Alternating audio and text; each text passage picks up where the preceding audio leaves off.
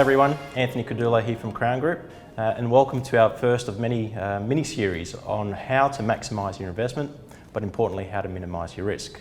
Here with me today is Bradley Beer from BMT Tax Depreciation Schedules. Thanks so much for coming. Great to be here, Anthony. Thanks, mate. Well, let's get into it. We recently held one of our settlement nights for our waterfall projects, and one of the key things that people were talking about, were interested in, was tax depreciation schedules. So I'm really just going to get into it. What is a tax depreciation schedule?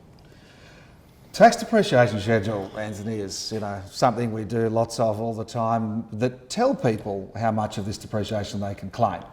Depreciation is for property investors something that seems a little odd and generates lots of questions at those sort of nights because I'm buying property for it to go up in value, so why depreciate? Now, we do want the property to move up in value, and they usually do, but the things inside the building actually wear out. Your carpet wears out, your bricks and mortar wear out over time, and the tax office allows us to make a deduction for that wear and tear on items within a property used for investment. And depreciation schedule is us putting a cost on those things, a value on those things, and saying how much that claim can actually be each year. One of the things that was raised that we recently were talking about, and part of the series obviously how to maximise that investment, but cash flow. Does a tax depreciation schedule assist with an investor's cash flow? And all these numbers we put together to come up with these schedules and tax deductions, the important thing is what it means to an investor is actually more cash. Where we work out a deduction that's about the wear and tear of items in the building, and so it makes a tax deduction, but it's a non-cash tax deduction. So things that you pay out in relation to your property are you pay for them. If you make losses, you make some deductions for these things. Depreciation is something that you don't pay for, but you get a deduction for. And what it means, it makes a significant difference to the after-tax cash flow of owning an investment property. So essentially, it's numbers that mean more cash in the investor's pocket. With the buildings that Crown built, obviously they do focus on a lot of resort-style living. One of the key things that I get asked is, can items such as your gym, your saunas, your swimming pools, your residence lounges, your theatre rooms that Crown build, can those type of deductions be included within your tax depreciation schedule?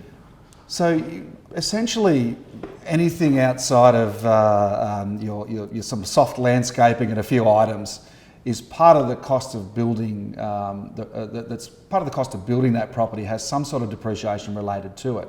Inside the unit you own, you've got your own carpet and your own piece of wall that you get to claim. But everything else is known as, and all of those things are known as usually common areas. So you own a little piece of that gym as an investor in that property. You own a piece of that lift, a piece of that underground car park. That little piece of it that you do own, you get to claim on your percentage of ownership depreciation against. So with the projects you guys build are not houses, they're large projects. So they have a lot of these common areas. They also have what you're buying is a lot of percentage of your purchase price is construction cost. There's less land component because we're in high-rise apartments. So you've got all these common areas, and a lot of them depreciate quickly. There's two parts of depreciation, the bricks and mortar, and then the carpets and the gyms and the motors of everything. The things that don't last as long, you claim faster. Right. So when there's more of those things, which in those common areas you're talking about there is, then they all amount up to more deductions than something else that doesn't have those things. One of the key things that for a lot of people that also do ask is, how long does a tax depreciation schedule last for? Particularly from owners that purchased many years ago to someone who's purchasing off the plan now. So how long does it last? If you buy a new property now, or if you bought it 5 years ago, whenever it is, you've actually got claims for 40 years.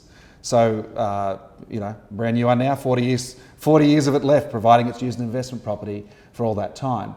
If you've owned it for 5 years and you haven't been claiming it, you've got 35 years left, but you've also got the ability to go back and get a couple of those years if you've been missing out. Right.